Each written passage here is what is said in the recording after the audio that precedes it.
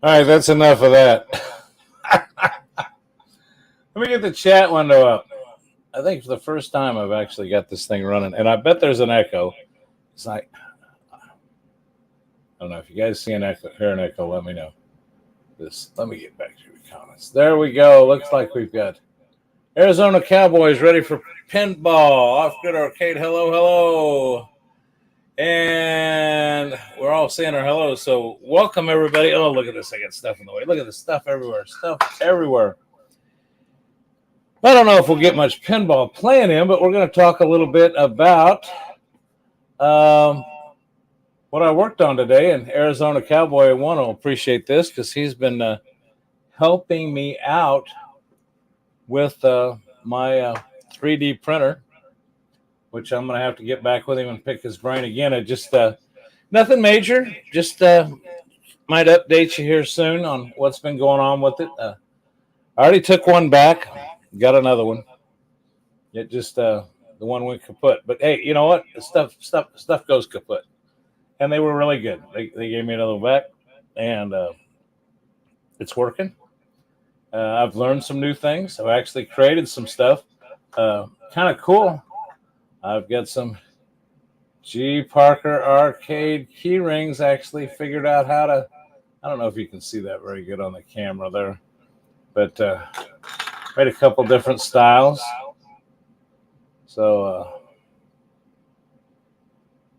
anyway, just experimenting.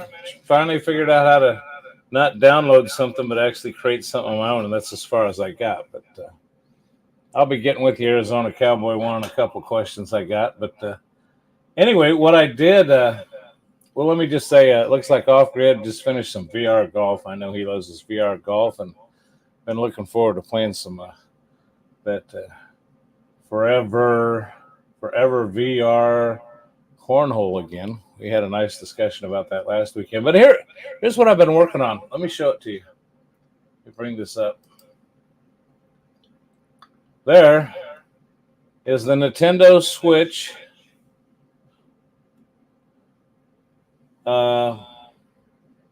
See if I can bring that up full screen. There we go.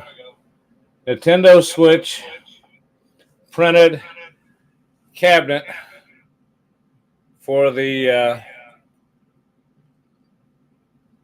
Nintendo Switch. It's a printed cabinet. Now, I don't know. I could get into all this technical stuff, and you guys a lot of you aren't here for this. You're here for the gaming, but anyway, it's pretty cool. I'm trying to figure out how I can get rid of that echo I've got. Anyway, I hope it's not bothering you guys out there. But you can see this thing. Well, I'll show you here in a little bit. I don't want to move it right now because I got it set up as best I could to show you. Now, I'm running it with the controller, and you can also run it with the touch screen.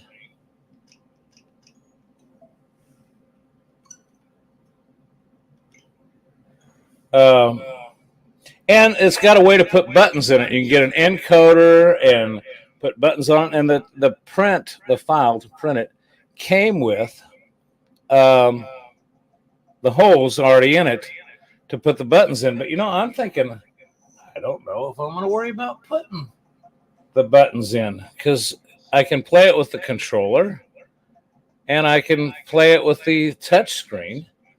Again, just to simplify it, because I don't have a camera person here to hold the camera and me to play at touchscreen. But believe me, it'll play.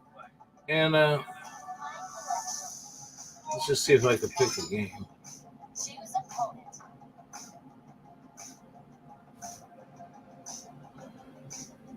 And I'll have to figure out something. They give you instructions. You can print out your own paper printed art for it and maybe a back glass, something decorative to go in there. I mean, there's nothing electronic. I don't know. I guess I could get real crazy with some LEDs and try to create something special. But I'll tell you one thing, though. The tolerances on it came out really good.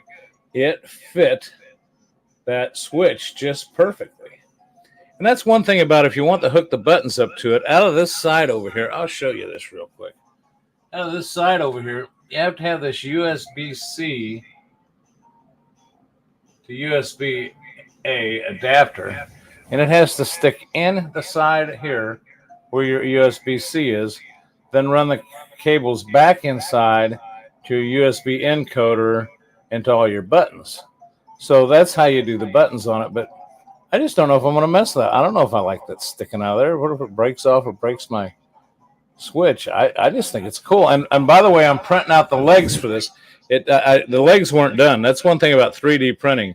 You know, if you print out a document on Word on your regular printer, you know, you print it, it's done. These new printers, but this thing here, you know, like I said, it's like watching grass grow. So anyway, yeah, a 5-inch IPS display that would make it. Yeah, see something like that. That would just be really cool. Hello to Kelly. Hello, Kelly, and Gaming Road Warrior. So hello to you. So let's see what we got here. I can't even see it to play it because of the camera, but I just wanted to show you what it looked like. There we go. Let's see if I can watch it. Did we launch the ball? There, we launched the ball. I mean, there I am. I'm playing it with the wireless controller, and like I said, when I get it set in front of me, I can play it with the. I'm watching it on a delay on the screen because I can't see it because the camera's in the way. But I don't know. I just thought it was cool, the stuff you can come up with. So I don't know if I'm going to put the buttons in it. I'm thinking about making just printing out some plugs or some fake buttons to go on the side of it, and just and like Arizona Cowboy 1 said, you know, a little 5-inch IPS display that would make a great mini black glass. Yeah, something like that would just be cool as all get out. So that's what I've been working on. Just playing with that. Aside from today, I got to throw in my Go Chiefs. Yeah, Chiefs won today. So all of you are from all different places, so you may not care, might not be a football fan, or not be a Chiefs fan, but you know, what the heck. Hello, Ty Taylor. How are you this evening? Good to have you here. And Kelly, I don't know if I missed you. Oh, hi, love. Oh, she must be talking to Mr. Off Grid. Anyway, it's great. The people can meet up here, and I think Kelly's visiting family out of town, so Kelly and Off Grid are apart right now, so it's kind of neat. They can meet up here. But there you go.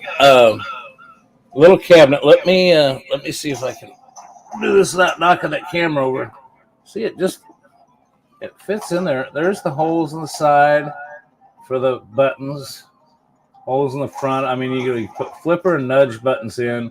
You can put your start A and B button in here, or reset button. You know, buttons on this side. I haven't quite figured out what this extra smaller one's for. And it does fit. I mean, see it. Now watch it. It does not fall out of there. I want to make sure it doesn't, but I mean, it snaps in there, and then you can just kind of grab it and give it a little tug, and it pulls right out. So yeah, I just I'm really, really, really pleased with the way that came out, and you can see Arizona Cowboy 1 will appreciate it. The STL, I got it from that. I'm terrible with this stuff. That things site. I could look it up here real quick. It's TH. Shoot, I'll have to check. I'll get back with you on it. But it's basically I did a search for on Google for. Shoot, I got to turn this off. Hang on. I did a search on Google for STL. I typed in STL files Nintendo Switch and came up with a whole bunch of stuff. But it's a things site. Doggone it. You know what? I got it bookmarked. Hang on. I'll bring that up. Let me go to my bookmarks. Bookmarks. I got so much stuff in the way of my screen. Oh, you know what? Why am I doing that? That's dumb. I can do it over here. Be easier. Bookmarks.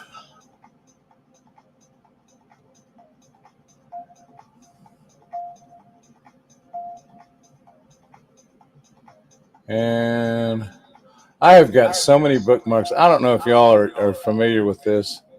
I should have been prepared for this. There it is. 3D print. Oh, man. Yeah, here it is. Let me see if I can bring that screen up. Let me bring this down. Share screen. Which screen do I want to share? I want to share this one.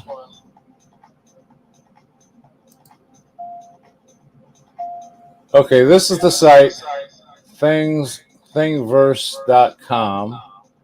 And look at all this cool stuff.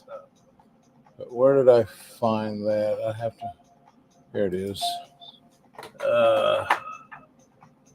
INTENDOWITCH.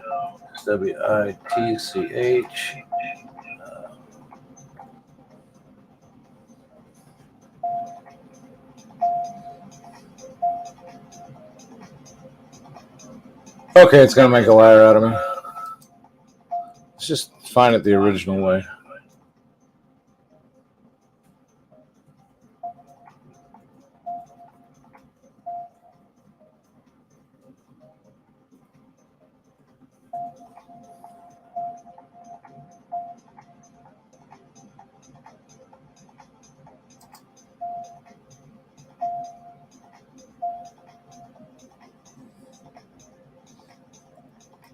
Well, as you can see, there's tons of pages here for the Switch.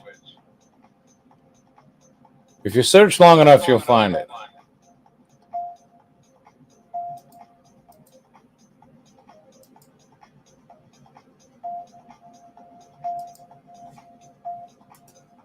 Pinball.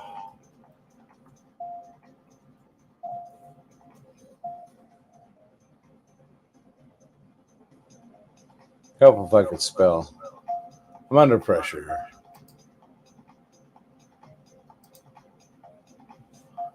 Well, maybe it's Yegi.com. I've been finding most of the stuff. There it is right there. Okay, there. It's the link to it. That's the file right there. So there you go. Thingiverse.com thing and the number here. I'll tell you what. I'll copy this. Copy this. And I'll paste it.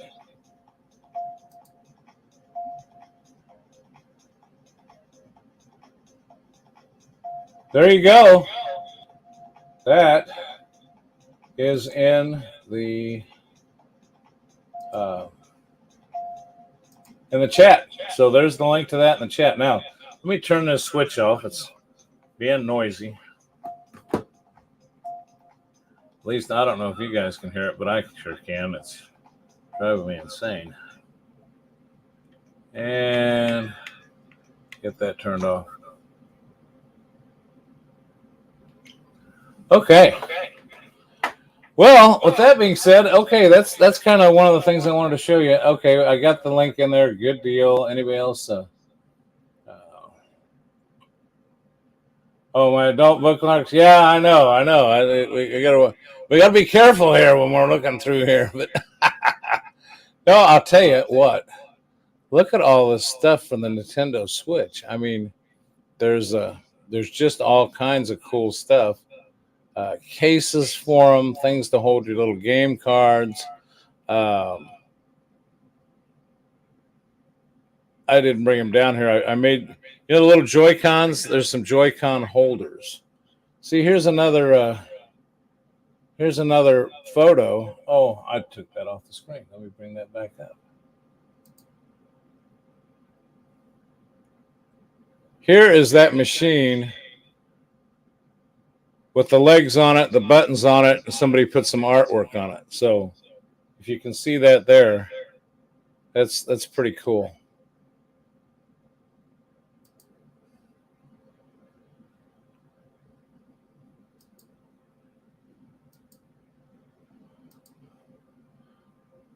And again, I just debate, I want to put the legs on. I want to get some artwork.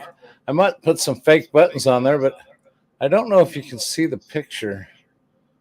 Well, see, they don't show that well, they show the right side there, but that thing I showed you earlier has to come out of the right side of it to hook your cable up to your USB encoder. But it's kind of cool. I did learn something through this whole process that you gonna print one of those tonight. Now we'll let you know on mine. You may be. I think you're better at this Arizona Cowboy than I am, but I don't know if you can be better to make it go faster or not. That was a 20-hour print. but yeah, you'll have to get one printed up. But I just haven't decided whether I'm going to go to the trouble to buy that encoder. Now, that is cool, though. I did learn that Amazon does sell, and this guy puts it, I think it's down here in his description. And this is kind of cool. There's an encoder board specifically for the Nintendo Switch, and if you go to look at that on Amazon, which I will put the link up here for you for that, and copy that. Now, if you go look at those images of it, it's kind of cool because on the board, it tells you which button to hook up, and it says this is for the A button, this is for the B button, this is X, Y, Z, L, L, Z, R, R. It's pretty self-explanatory. So when you build that and hook your buttons up to the right thing on that little board, it's going to do it for you. And so kind of, even if you're, let me see if that link's going to come through. There you go. And hopefully that link will, I just put it in the chat.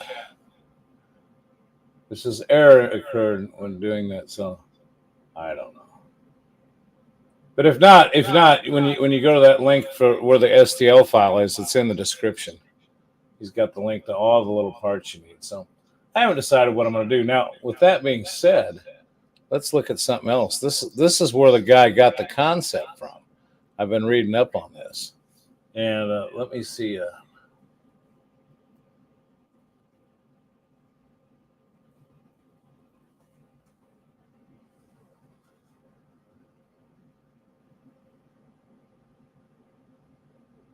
It's maybe I'm looking at the wrong place. I don't know. It was a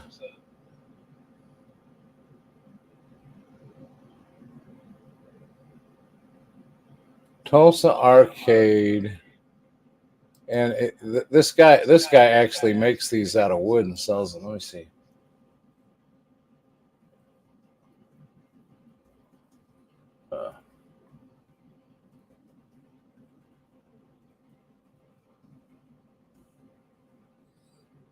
It really helped, but yeah, here it is. There's what inspired that guy that built that STL file. He was inspired by this little jewel here. You can buy pre-made. So if you wanted something like that, now it doesn't come with a back box, but the guy will say you this. He'll say you this.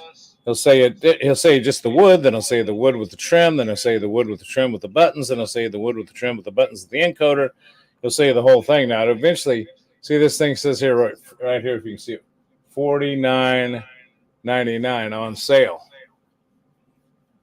But that's without the graphic and T-mold. So you got to add to that. I think I added it all up. If you wanted everything so you could just drop the switch in it, I think it's going to cost, yeah, see, you got that $49 price tag. And then you're going to have $24 for the graphics unless you get their house graphics. So you got to add that to it. Black and red T-molding are free, but Chrome add $444. If you want to install the graphics that T-mold for you, there's $20. And then if you want the complete package with the adapters, buttons, and encoder and everything, another $60. So I think I put everything in my cart and it came to about $149. I was just looking to see what it would be like. And I don't know, it's kind of cool, but I don't know. I think this printed one is just as cool too. So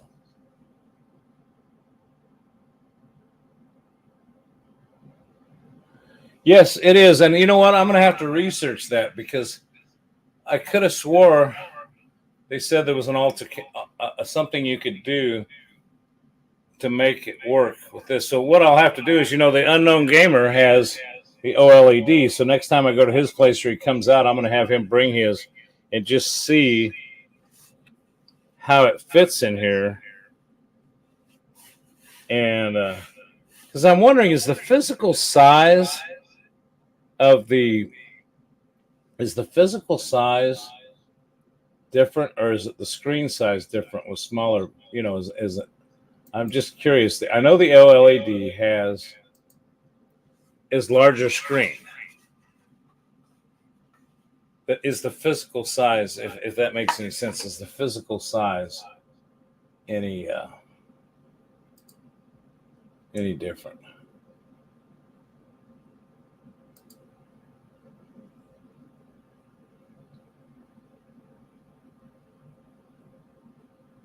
Yeah, now, yeah, you're right. Those little encoders, yeah, I've used those. That's what I actually use. Arizona Cowboy One. You're talking about um, the little encoders that I've used in my pinball machines. That's what I use in the pinball machines. And I'm sure Off Grid's done the same thing.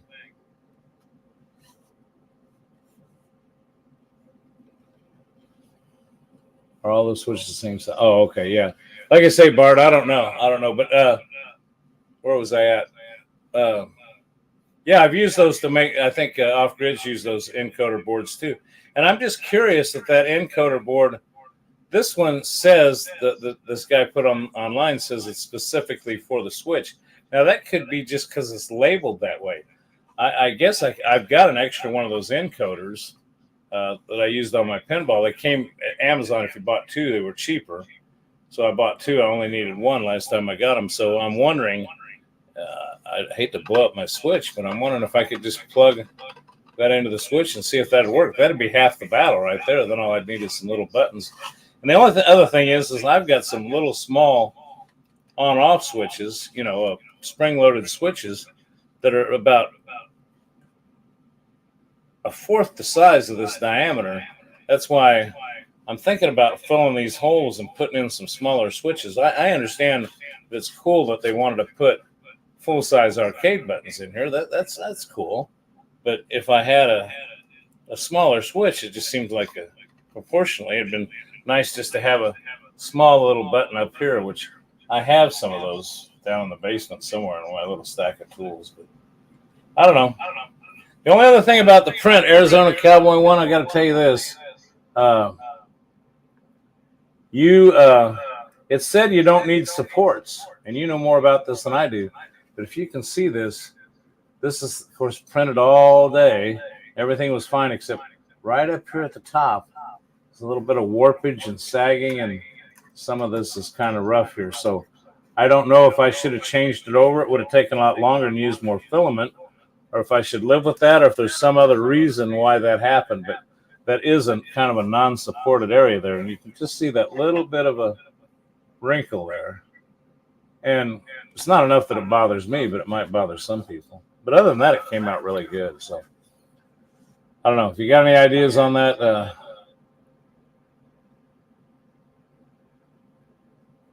I'll pull a data sheet on different switch models.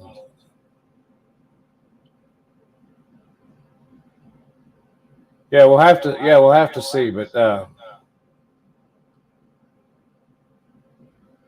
see, that's what I'm thinking. Off Grid, I'm thinking that is a. I think that's the case. I think it's a.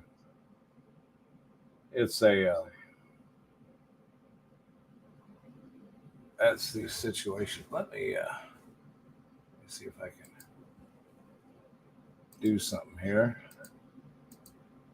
Okay.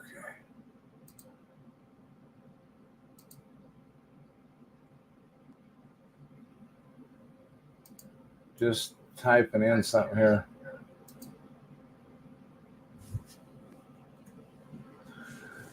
Yeah, Off Grid, check your messages if you get a chance. It's entirely up to you. I just sent you a message there. So anyway, This thing keeps giving me error messages. I don't know what's going on. I think one thing I'm going to do though is I think I am going to disconnect my secondary camera. I think that's giving me some fits there. But anyway, I just wanted to show you guys that, and I just thought this was super cool too that I was able to make these little G.Parker arcade key rings or challenge coins or whatever. I don't know. I just kind of like it.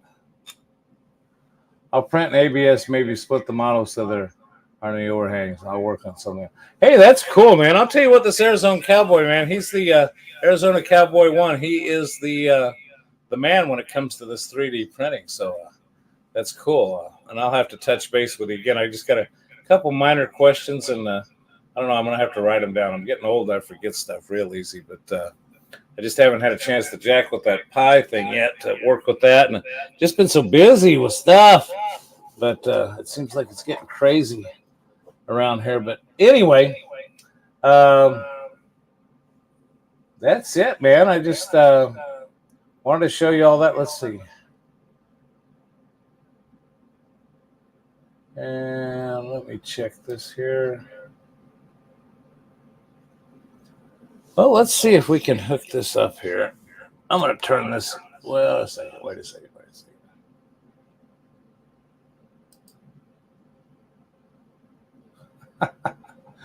When I start getting too technical, I just can't get too technical. So, what's everybody been up to? Arizona Cowboy 1 looks like he's got a little project here now in mind. Going to try to get some something printed up for that. And I'll tell you one thing. I've just been having a ball with that thing. And I realize now that I'm going to get hooked on this. I'm going to be having to head back over to the Micro Center and get me some more filament. But I'll tell you, I'm surprised how much you can get out of a roll of that stuff, though. But just little quirky things like anything else you get used to. It takes a while to get used to it. Oh, I know what I was going to do. Let's see if we can hook this up. I don't know if it'll work or not. Let's see.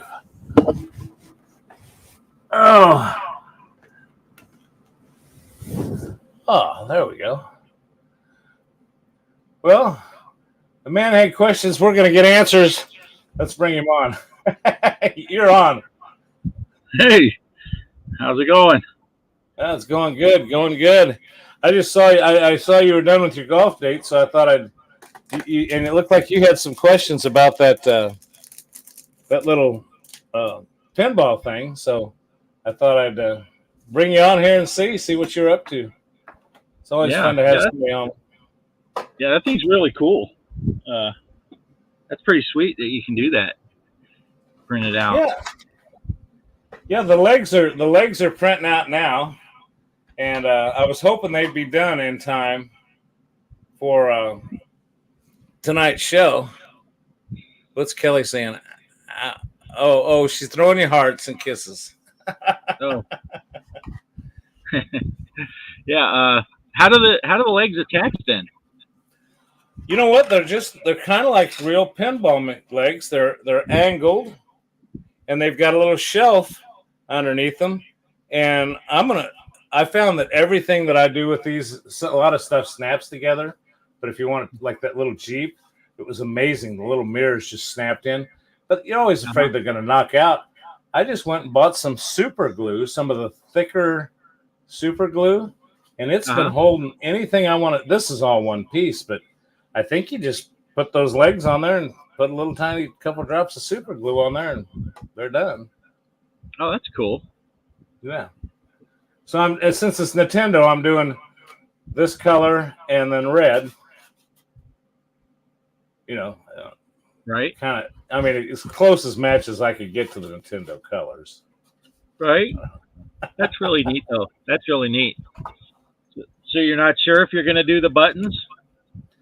Well, I kind of leave it up to the audience out there. Let me ask you something. I put these buttons in here. I got to have that thing sticking out of the side here. This thing here has got to go into the switch and then stick out the side and then run back in. That's probably what that hole's for, to run that.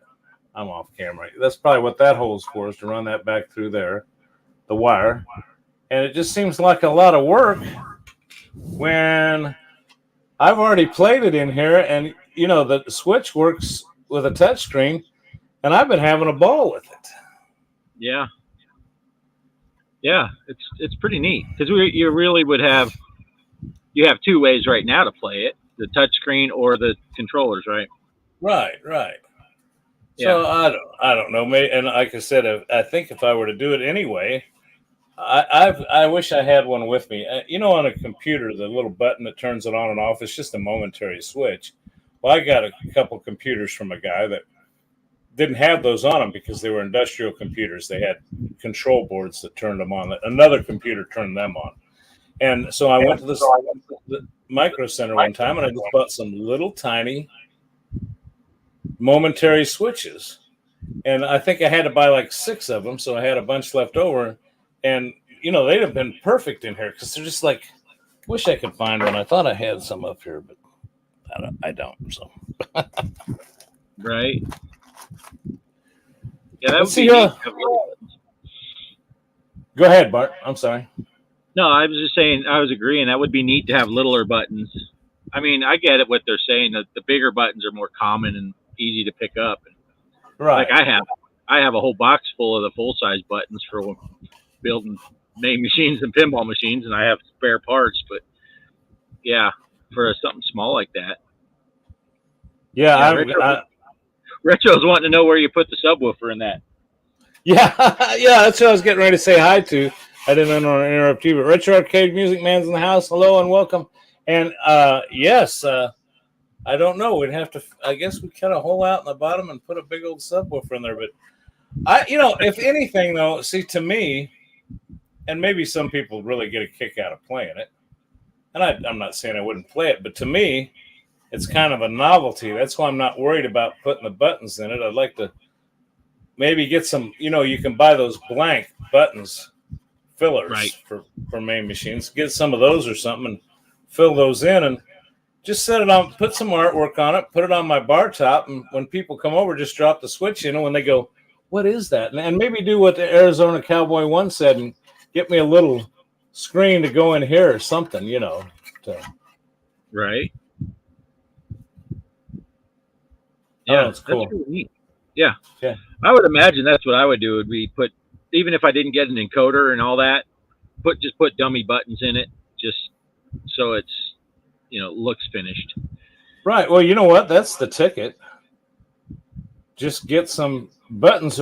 It's probably cheaper to get regular buttons than at Micro Center. The buttons aren't nothing. I think they're $1.50, $2 a piece. I mean, yeah.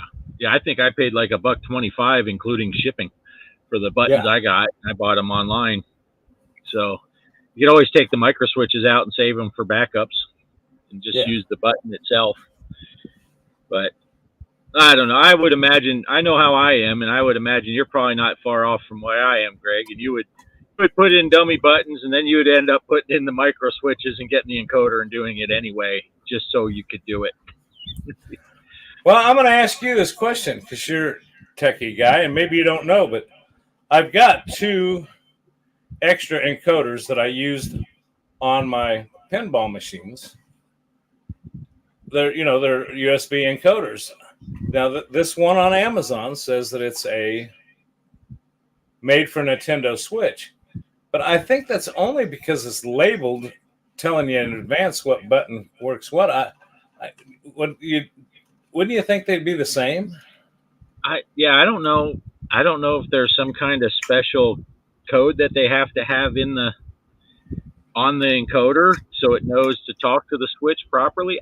I don't know. I would have thought they'd be about the same thing, but maybe it does have to have special, language so that the switch knows what it's saying.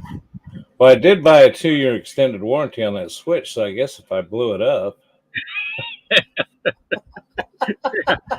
I would imagine if you hooked it up, it would either work or it wouldn't. I don't think it would break anything. I think it would. Yeah.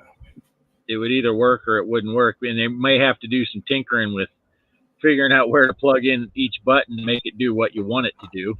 You'll put flipper buttons in and it plunges or something. You're like, whoops, that's not what I was looking for. Well, I thought about that. You can take a Windows-based computer and you can plug a controller in, and you can go into controller settings, and you can see it gives you a number on the screen of which button is relates to what number in Windows. Right. So I put this controller it's wireless, but you can hook a wire up to it. Hook it up and see what A lights up. A lights up 8. B lights up 5. Whatever, and keep going through all that, and then take and hook the encoder up to the computer and figure out which one is A, which one's B, which one's C. Now they should match, and then when you plug it into the Nintendo, they should match. I guess. Maybe. I don't think it would hurt to try.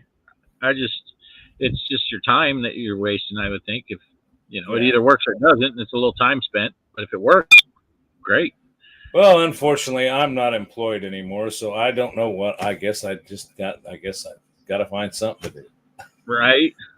Yeah, but even that with that encoder, when you brought that page up, it was only like $19, right? $18.99. Oh yeah. When I built my first main machine, when I built my first main machine, I did it the hard way, and I tore apart a keyboard and made my own encoder. But then when I found out the iPacs were available, and I bought one of those, I paid like $50 or $60 for that thing. Really? Yeah. Now they're dirt cheap. But because I was going to say, I think I got the last 2 I bought when I was building the pinball machines, and that's what it wasn't for pinball. I bought that last one for that buddy of mine. I built him a game, and I think they were 2 for $16 at Amazon. You got 2, so I just bought 2. Yeah, it's amazing how much that stuff's come down. Yeah, But trust me, after doing that one by taking apart a keyboard and soldering leads onto the little board that was in there, it was well worth the $50 or $60 I spent. Because that was a pain, that was a mess. But and a lot of trial and error, shorting out pins to see what letter did what, and yeah. The cool thing about it is you did it on your own, though. That's kind of cool. I'd have never thought to do that. That's a great idea. Yeah, I think when I built mine, I'm not trying to say I was some super smart ahead of the curve guy, but there weren't a whole lot of people building main machines because you couldn't just buy encoders and you couldn't do all that. So I built it from scratch. I found this MAME and I was playing it on my PC, and I said, I could probably hook a PC up and rip apart a keyboard, and that's what I did. But it worked, so it was fun. That's how my boys were introduced to Donkey Kong. So you can do so much nowadays with these little electronic things that they sell. You can buy this stuff Amazon. You can buy it and get it delivered the next day on a lot of this stuff. I don't know how they do it, but then you got your 3D printers, so you can start doing this kind of stuff. And it's just amazing what the little DIY projects you can find online watching YouTube. Yeah. I had a guy that was gonna try to see if he could get me a deal on one of those 3D printers, but he hasn't come through yet. I don't know. He's a peculiar kind of guy, that dude. I don't know. You know what?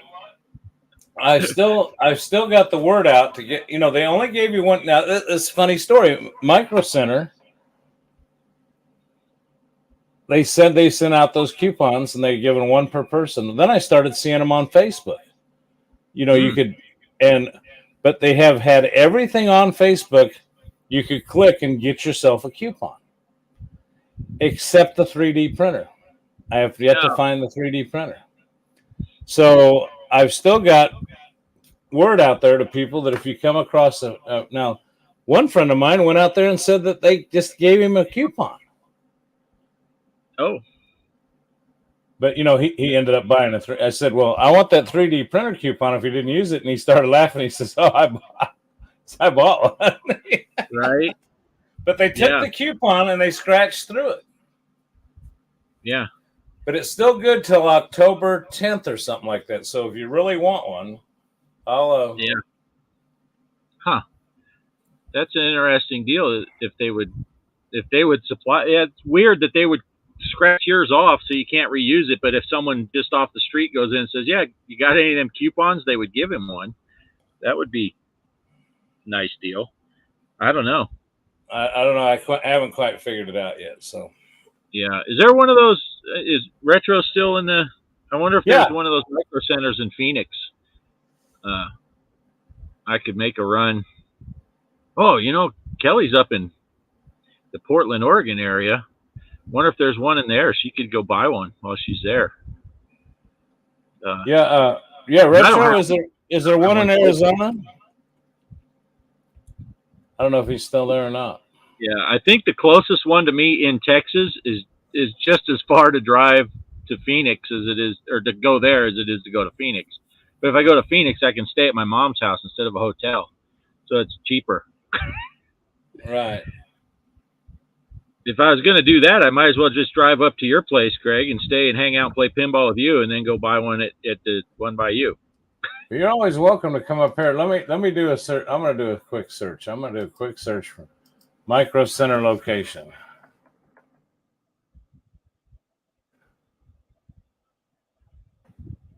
Yeah, if maybe there's one up by where Mike's at. Mike and Kelly could drive up there, and she would get to meet Mike before we get to. There you go. Store locations for Micro Centers. Okay, they're in California, Colorado. Okay, Denver, Colorado.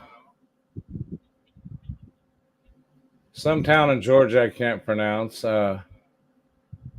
Martella, Chicago, Illinois.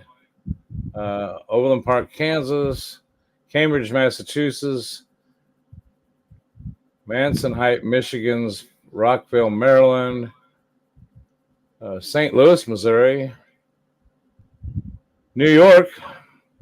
Texas, Houston, and Dallas. Yeah, there's none in Arizona. Virginia, they're just trying to highlight places that might be close, but you're not going to go to New Jersey. There's none up in Washington State or Oregon, are there? No, I don't. No, I don't see any.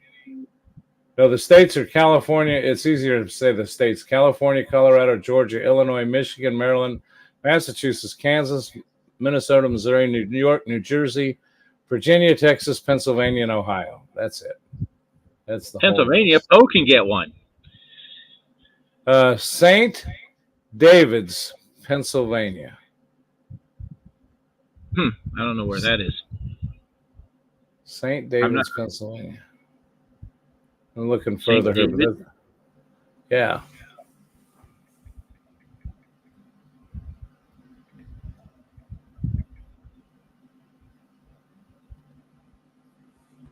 I wonder.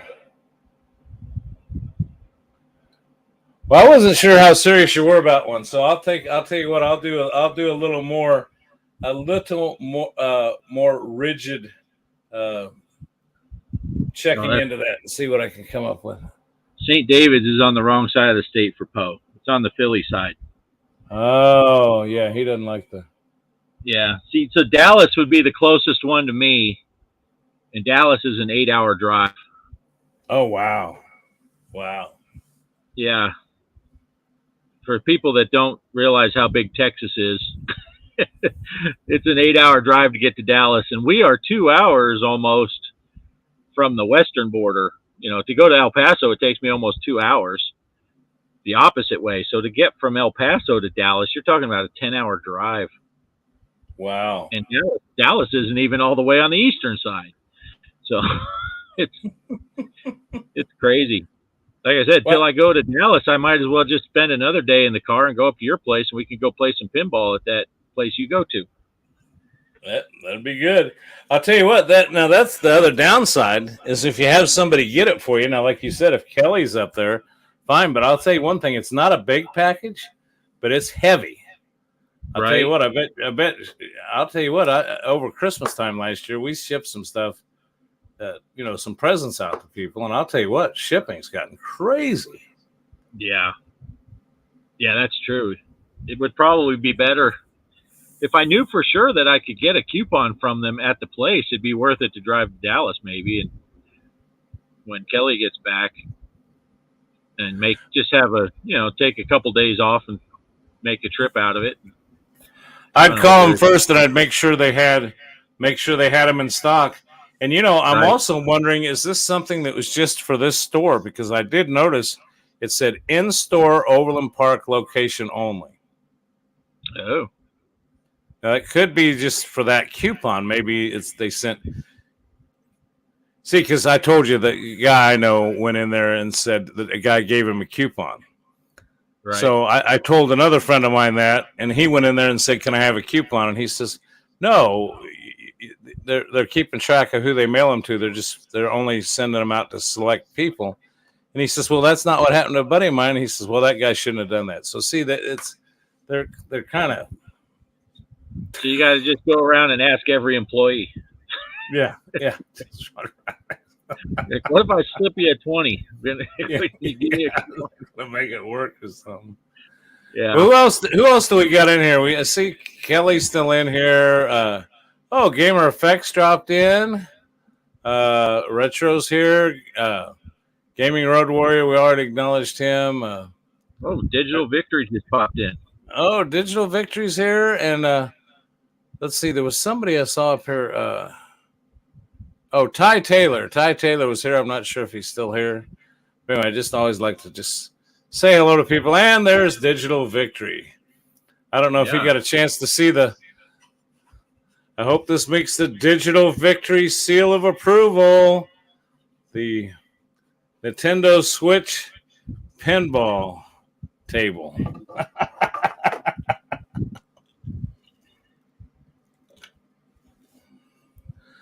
So what's been going on with you off grid? Oh, not a whole lot. Just trying to hold down the household with Kelly and Shelby being gone. I was talking to one of the people while I was at work today. Someone asked why I didn't go with Kelly, and she said that all the dogs had to stay home, so I wasn't allowed to go. I don't know what that was all about. But now something interesting I want to ask you about. Evidently, down where you're at, there's been some power problems. But as everybody should know, that you're an off-gridder with your. I call him an off-gridian, but he's completely solar. So everybody's been without power except old off-grid, right? Yeah. As a matter of fact, yesterday, while I was at work, I work at the local grocery store. Kelly and I work weekends there, and I was working when the power went out in Van Horn, Texas, and it was like more of a brownout than a flat out outage. But I guess later on, some people did fully lose power. But I was teasing some of the people because they were talking about, you can't run anything. Even the people that had power, like at the store, all the coolers were going down. You couldn't run big appliances. So I pulled out my phone and I checked and I said, "Oh, well, the air conditioner's on at my house. Oh, yep, the air conditioner's on at Shelby's house. We're doing just fine at my house. We got full power." So they're like, "Well, it's no fair. You have solar." But so that it is nice. It's been a while since we've had to deal with a power outage. But if we have a power outage here, it's usually my fault because I did something stupid. Right. I got an interesting fact that I'm going to take and look up here. This is kind of interesting. You're talking about power now, and we're talking about these 3D printers. Uh-huh. I found out, now I don't know how to do a lot of this conversion, but I found out from, remember I told you I know a guy that went and got one of these, another guy that went and got these printers. He's an electrician. And we were gabbing about how much power they draw. And he says he ran his for 6 hours. Evidently, he's got a meter that can check this. and used 0.98 kilowatt hours. Wow. So almost a full kilowatt hour. Yeah. So, but I mean, you're running DC, so that's not really rated in kilowatt hours, is it? Well, the solar's DC, but everything in my house runs off of AC. Okay. I don't. The only thing that runs off of DC in my house is the water pump to supply water to my kitchen sink. That's a DC pump. But everything else, I just have regular wall outlets. I just plug stuff in. Oh, okay. And, yeah, but in the summertime, when it was hot, I run the air conditioner overnight. When it's hot overnight, we'd run the air conditioner. There's no sun at night. We just have a lot of batteries. Right. So, yeah, and you're converting. But I guess my question is this guy went over my head as usual. I mean, I kind of understand a little bit about Ohm's law and watts and voltage and amps and all that, but 0.98 kilowatt hours in 6 hours. What would that be compared to? A coffee pot, an air conditioner, a toaster, a clock? I mean, is that a lot of usage? Is that minimalistic? Is that? No, that's fairly high. Of course, that's over 6 hours. Right. I'm trying to think. I'd have to do a bunch of math in my head to compare.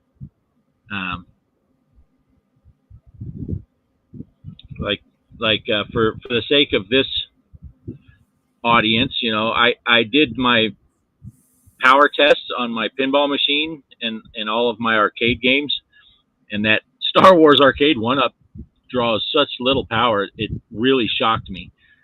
That thing only draws through 15 watts. So that's 15 watts per hour. And then you say in a kilowatt, we'll just round up to a kilowatt over 6 hours. So you're talking, what, like 175 watts? Okay. I would guess. I could use the calculator if we want to get this far into it. No, I was just curious because that's one thing nowadays. We were talking earlier about game. You take I had when I bought the regular pinball machines, I had this guy who I was talking about, who's an electrician, come by, and I got plenty of amp service, but I kept blowing breakers in the family room because we have an entertainment center that's got a heater in it, and then we got the TVs down there and the lights around the bar, and I just when I had that heater on, I'd blow a circuit, and so he installed another outlet and a new breaker down there. I had plenty of amp service, but it's just something you don't think about when you're gaming and got your hobbies. Because I got to thinking that head on that printer is at 215 degrees Celsius, and wow, the bed is at 65 degrees centigrade. So you figure that's got to be drawing a little bit of power. I mean, isn't that like almost 400 degrees Fahrenheit? Yeah, something. I don't know the conversion. I did the quick math. That's saying it's about 165 watts, which isn't ridiculous. My pinball machine was pulling like 350 watts. So if you were to run that, if I ran my pinball machine for 6 hours, that would draw a lot more juice than that's not ridiculous. It's probably higher than a normal printer. You get a regular, even a laser printer probably only draws 30 watts, and this is drawing 150 to 170. So it's high for a printer, but it's not ridiculous. Well, I noticed Arizona Cowboy 1 said the printer is 24 volt. Heated bed is where you get the draw. Yeah. Okay. Right.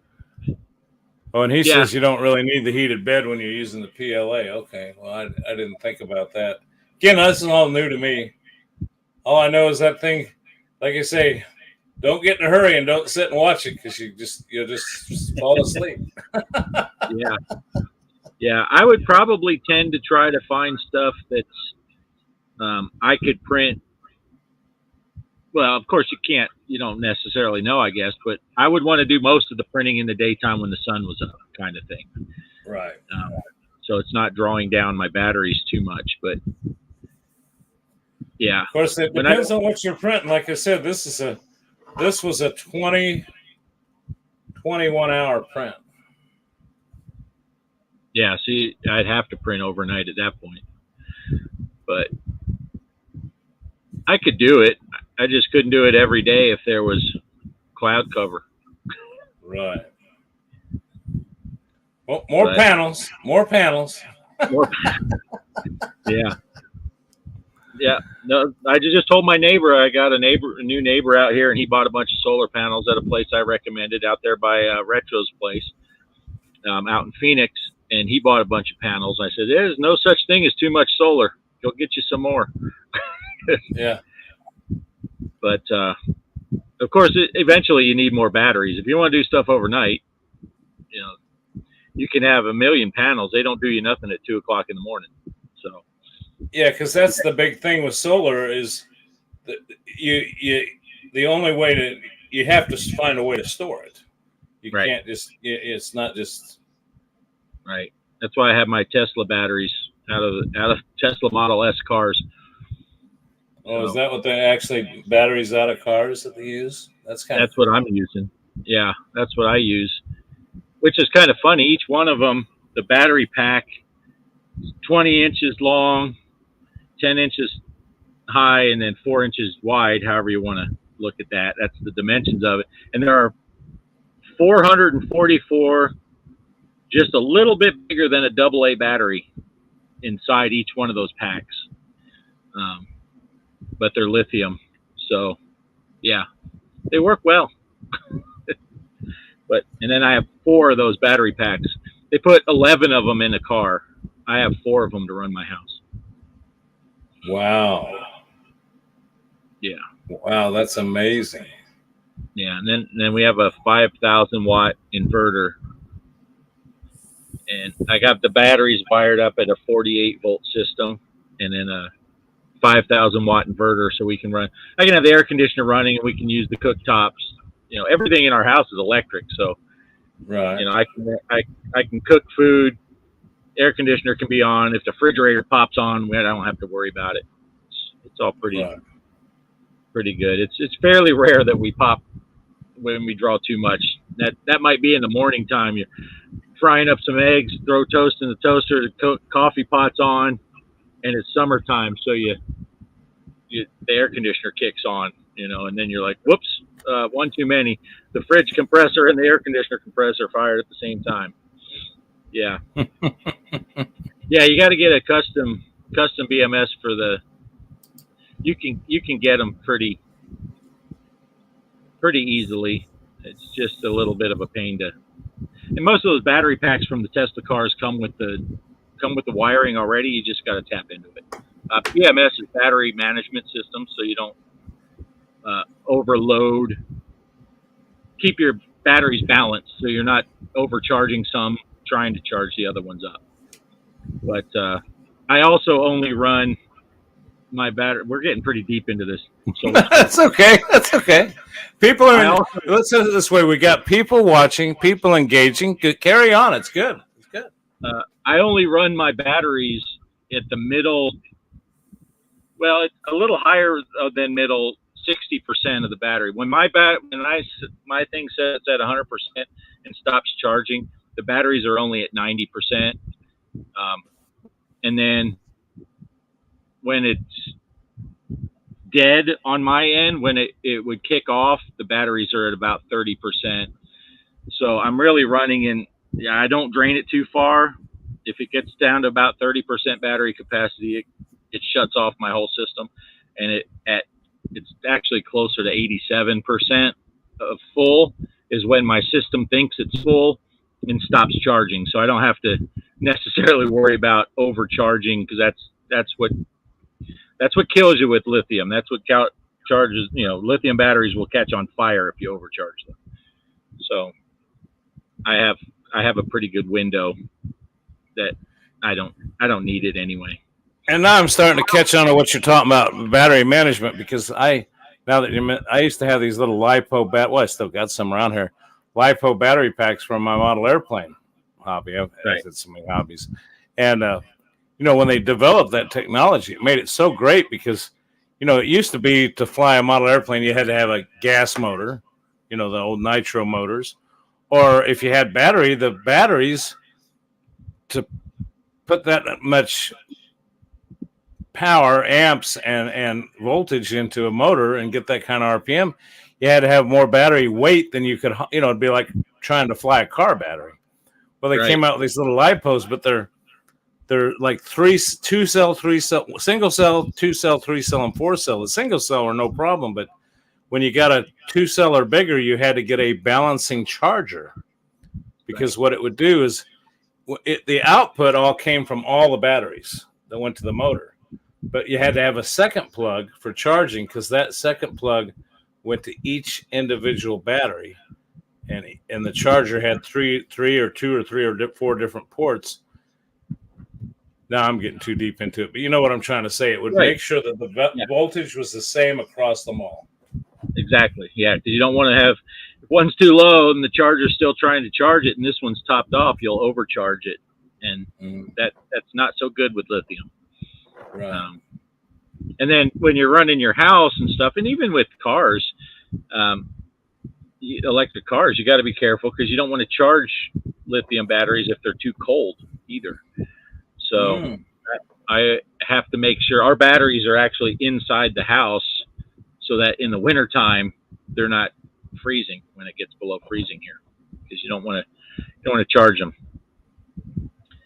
Yeah, Kelly said that the air fryer and the microwave and the air conditioner all at once, that can kick off because that air fryer draws 1,500 watts by itself, and then the microwave, and then the air conditioner, especially if the air conditioner, when the compressor fires, because compressors draw a lot just to start. So, but we got plenty of power. I've got you talk about that. I got a freezer in the garage, and I've got my compressor for, working on cars and stuff. And when you own old Jeeps, you have to have tools. But anyway, I know I've fired that compressor up before, and it happened to fire at the same time that freezer compressor turned on at the same time. Instant. Yeah, that'll pop the breaker. Yeah. Oh, yeah. Instant every time. Yeah. Now, they make little deals for air conditioning units, like on RVs and stuff, and it makes it a soft start system, so that the compressor winds up slowly instead of sucking all that juice for people that are running their campers off of solar and battery power. But, yeah. See, that's the other thing with using these Tesla batteries. The cars, they charge so fast. Tesla has them superchargers, and you can get, a couple 100 miles worth of charge in 30 minutes with these superchargers. I'm basically trickling. These batteries are just, give me more power as fast as you want. And as much solar as I have, it'll just soak this power up as fast as I can give it to it without damaging the batteries. Right. Where when I was running off of golf cart batteries back in the old days, like 3 years ago, those batteries will only take the juice so fast. So if you drain your batteries too low, you just can't charge. You can't just throw on, just put 10,000 watts of solar on it, and I'll charge them puppies up in an hour. It doesn't work that way. But now I got to ask you this. Do they have a memory? I used to remember, this is dating me back when I used the nickel cadmium batteries for some of our stuff. And they'd have what you had to do is you had to draw those down to like 20%. And then full charge them, and then draw them down. We had cyclers for those batteries, and it would put a load on it, because they said if you only charge, let's say you charged it to 70% and used it and only ran it down to 40%, that pretty soon 100% charge is really only 70%. It had a memory to it. These don't have a memory. No, they don't have a memory like that. And then, of course, the lead acid batteries, like your car batteries and golf cart batteries that a lot of people use for solar, those are very particular about being topped off, and you never want to drain them down below a certain level. If you get those batteries down to 50%, you're damaging them. And if you don't get them back up to 100% as quickly as possible, you're damaging them. And you can shorten the life. A battery that might be rated to last 5 years may only last 2 years if you're charging it or discharging it too deeply and taking too long to recharge it. So it's kind of dangerous with solar, because you have a couple cloudy days, you're damaging your battery. Where lithium batteries, like if you get a lithium golf cart, they recommend, if you're going to park your golf cart for the winter, drag it down to 50% and leave it there over winter. Don't fully charge it and don't fully discharge it. Just leave it at 50%, and the battery's fine. So yeah, these little model airplane ones, I remember them saying in one of the sheets on one, it says, if you're going to store them, you're not going to fly over the winter or whatever. It said, do not store at full charge. Yeah, just leave it in the middle somewhere, and which is where my batteries live. Like I said, I never fully charge them. I never fully discharge them. So, but it works well for us. But you got to do a little, you got to have the right equipment for it, charge controller that you can be specific, how much voltage it'll put in and all that stuff, and not just let it think it's a, car battery or something. That, because these batteries run, again, getting kind of crazy. 24 volt battery, normally you're talking 25.2 volts, right? Because a 12 volt battery, 12.8 volts is fully charged on a 12 volt battery. So you're talking 25.6 if you're running 24 volts. These batteries, they're 24 volt native. But if I put 25.6 volts into it, I'm overcharging them. So these batteries run about 3/4 of a volt lower than your standard, like golf cart battery based, car battery based system. Sure, I got you. So I have to make sure that my charge controller can know how much power to put into it and do not exceed voltage. So, but I learned it all just buying parts and going on YouTube and wire stuff together. But, let's see what Digital Victory put down here. He says, learn more about battery and solar power in the last 10 minutes than I've known my whole life. Well, that's one thing about G.Parkers Arcade Room. We came on here to talk about pinball and the switch and the cabinet, and we got over onto solar power, which I'm tickled to death. I mean, you can find out just about anything. You'll know a whole lot about nothing coming over to this channel. And I gotta say though, with that comment, that Digital Victory, that's exactly how I feel with every video of his that I watch. I learn more in 10 minutes about each table he covers, which I see he just did a Star Wars table. I haven't got to watch it yet, but I learn more in 10 minutes watching Digital Victory than I could play that same table for 6 weeks every day. And then I watch Digital Victory play it, and it's like, oh, that's what I was supposed to be doing. Yeah. It's interesting stuff, and that's what got me started on it. I was just interested in it, and I just started tinkering with little solar panels, or see what I can run with this and what can I do with that, and next thing you know, my house is running off of solar. I don't know, just snowballs. Yeah, that's how you're going to be with your digital printer. You started off printing little stuff, you got your little Jeep, and one day you'll be driving in something you printed. Well, I think Cheryl was telling me she saw something on the news the other day where they are building printed homes. No, of course, I'm sure they're not using an Ender 3 $99 printer from Micro Center. I'm sure they're you can have your home printed in just 3 decades. Yeah, right. But they say they're tough, they're strong. Let's see. The Gamers Effect, let's see what some people are saying, because it is kind of cool that we're actually getting some response to, once again, another G.Parkers Arcade Room unplanned, unscripted event. But thanks for great tips. I'm still using Marina batteries for my backup system. I used to have a windmill. Windmills are expensive to maintain. Yeah, but I've often thought, I'll tell you what, I got so much wind on this back deck. It's like a tunnel between these houses. And my back deck, Cheryl just so disappointed she can't put anything out on that deck. I often said that would be the place to put a windmill up. My God, I could harness that wind power up there. Yeah. Yeah, wind is so tempting, and we looked into it several times. We look into it about once every year or two. We'll look into it again, and then we just always pass because it's when it's good, it can be really good, but you don't typically get as much power as reliably as you do with solar. I guess unless you live in, Seattle or somewhere where it's super cloudy all the time. But yeah. Well, there you got. You're the man. Now, this is kind of cool what Arizona Cowboy 1 put up there. It's a CNC concrete extruder. Well, okay, that makes sense. You're talking about for printing homes? Yeah, that's probably. Yeah, he's right. That's probably what they're doing. Is they're just. That's what. Go ahead, Greg. It's your show. Well, no, I was just gonna say you watch that.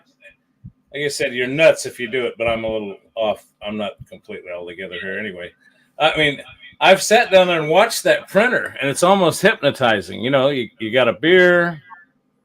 You're sitting there watching this thing, and it's watching it dance around there, and it keeps everything on the. You can build two different things on the same platter at the same time, but it all builds them all from the ground up. So it works on this one, but then it has to go over here and level it all out, and it's just so interesting to watch. I think I said it before. It's a robot with a hot glue gun. Yeah, it's really neat. Yeah, what I was going to say that 3D printed homes and stuff. That's old Elon Musk. That's what he wants to do on Mars, and is bring up big 3D printers and print habitats that for whoever flies up there on his starships. And I've seen them talk about doing that on the moon too. But see, that's where we have to get into my whole discussion about if you're living on another planet. See, this goes to show you where I'm a little off my rocker, but for somebody to think this way, but if you're living on another planet that rotates at a different rate than the Earth does, how do you tell time? Right? I mean, everybody just think about that, and we'll answer that question on next week's show. We're not leaving yet, but I'm just saying, think about that, and then come back with your answers, because it's based on the rotation, 24 hours in a day divided by the rotation of the Earth, divided by how many days around the Earth. Well, if you're on a different planet, a year's not a year. So I guess my point is time is relative. Right. And I really don't give a shit. There I go. Getting back. Okay, let's see what everybody else said.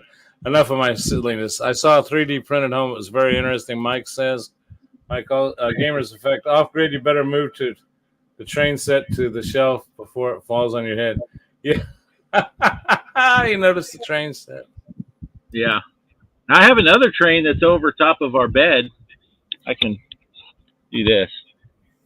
It's on that. Don't ignore the messy table, but there's a train on that platform here, and I can make that one go. And it goes around. That's what you do when you live in a tiny house. That's where you that's where you put up your model train set, up hanging off the ceiling. Just reading what that is cool. I've never seen down that way. So turn that back around there. I want to look again. Unless you just don't want everybody to see that. Oh, I don't care. Kelly might be up. Okay, so I'm on the couch here. She can blame the fact that she's not there. And I just want to say, Arizona Cowboy 1. When I asked the question, how do you tell time? He says with the clock. So okay, he gave us the obvious. Yeah. So I'm here on the couch, and here's the refrigerator. So that's how far the kitchen is from the living room. So the kitchen's over here. I got the door open so the dogs can go in and out. But this direction is the bedroom. So here's the other end of the couch, and there's our bed. Now Kelly's going to be mad because I didn't make the bed. But I just started hanging drywall, so I don't have drywall in my whole house yet. But yeah, that's the entire house. And then that's cool. You might notice that there's no facilities in here. So we have our motorhome sit next to us, and it's powered also all the time. But that's where our bathroom is in the other. And you got to go into another building to use the bathroom, but that's life. And then of course the arcade is in the trailer that's outside too. So you go into a different place. So first of all, you're modular. You've got all these, but you're living off grid in what you'd call the tiny home thing. I mean, that's the wave, man. That seems like the wave of the future is to consolidate, get the space down. I mean, but then but once you go outside, I don't want to give away too much of your information, but you've got quite a bit of room though for yourself. I mean, it's not like you're living on like I am. I may have this house here, but I'm living on a little bitty postage stamp lot. You've got pretty good amount of square feet out there, don't you? Yeah, we got 5 acres. Okay. We're on 5 acres here, and most of now there is someone on the property that butts right up against us to the north. He has a 10-acre lot, but he's pulled power off of the power pole that's right on the property line. He's not off grid. He has power. So he's living in a camper right now, and he put it like 20 feet off my property line. I'm like, really? You got 10 acres and you're going to put your house right up? But whatever. Yeah. But yeah. And of course, Mike's saying he likes that I have internet in an arcade. Yeah. Here I am on the internet. We got Starlink internet, and we have our arcade room out there. But it's not like you're some backward hillbilly or anything. I mean, you've got modern conveniences. You're just learning to live an efficient lifestyle, which is very cool, in my opinion. Yeah, we have basically, it's a tie between the Starlink internet and our cell phone for our bills, and then our only other bill is our food. So everything here is paid for. All that you see is paid for. all 200 square feet of our house is paid for. So we don't really have, that's why I say Kelly and I work, 3 days a week, 6 hours a day, at the local grocery store, because we don't have any bills. So it's a way to live. So I've done some off-grid videos. I've done some on my current channel, where I did the power tests on all the arcade games I have and all that stuff. I have the arcade 1-Up Star Wars. I have the iArcade, and I have my main machine that I built, and then I have the pinball machine. Big surprise, that one's the Power Hog. And I've done a little bit, but I had another channel that it was our off-grid living channel, but it never really took off, but I had it. Yeah, our property taxes out here, because none of these buildings are permanent structures. Even this one it's a shed is what we're living in. I'm finishing it off and ran power and all that. So it's no permanent structure. So our property tax out here on 5 acres with everything is I think it was $18 a year. So it's survivable. It's rough, but we can make that payment. Yeah, that's. Hey, look there's who's Sean. Here. Sean, the great gamer. Yeah, I haven't seen him around in a while. Been checking in on some of his videos, but hadn't seen him over here. Glad you stopped by, Sean. Good to see you. Well, this is cool. We covered some neat stuff. We as you and I usually do, Bart. We never talk ahead of time. We just and if we do talk ahead of time, we usually don't get to that stuff. We just talk about other stuff anyway. Yeah. But I'll keep you all posted. I'll tell you what. I think I'm gonna start winding down here. We've been on here almost an hour and a half. This was kind of. I'll be honest with you. I kind of had a busy day, so once again, I'm making excuses. But I didn't have really a plan for tonight. Sunday night is just the night to get together and chat, ask questions, talk. We'll talk about whatever we want. Yeah, whatever I want and whatever Bart wants if I bring him on, whatever you want to hear. But I just thought I'd share this with you. I was thinking about turning it on and playing some pinball on it, but I think you got to see it come on, but it's a little hard to video this. And I thought about hooking this up to the big screen here and broadcasting it. But you've seen me play. I think I finally got all the tables now. I keep buying them. That last question for you: have you seen is FX come out with a new table for this month yet? I have not. No, I got excited because I saw a YouTube thing that Zen Studio. Hey, a new game. I'm like, oh, another table already. It was a totally different. I didn't know they made games that aren't pinball. Yeah, they do. So, but no, I have not seen. It's getting close though. It should be next week is when they should have their next monthly YouTube channel show that talks about the new releases. Right. And they said they're going to shoot for one a month. So should be close. I got to look at something real quick. I'll be on next Sunday. It's the following Sunday. I won't be on the following Sunday. So I will be around next Sunday, but I had to look at a calendar and see. We're going down to the great entertainment district of Missouri. We're going to take a little trip down to Branson, Missouri. If any of you have heard of Branson, Missouri, I know you have, Bart. Yeah. So yeah, that's a neat place. Really neat. Yes. I recommend anyone that's going in that area, stop by Branson. It's worth stopping by. Not far from Springfield, right? Yeah, it's just south of Springfield, just north of. It's right near the Arkansas border. Yeah. I was going to say just north of Arkansas.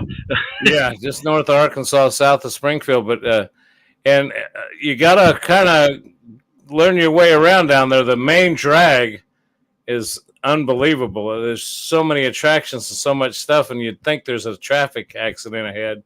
It takes you forever to get through there, but it's just absolutely beautiful country, and there's so much to do down there and so many shows, and there's some great arcades down there. So I'm hoping that while I'm down there, I can visit some of the arcades and get some video of that to share with everybody. So yeah, you see those go-kart tracks that are like up on bridges higher than the road, and you're like, oh my gosh.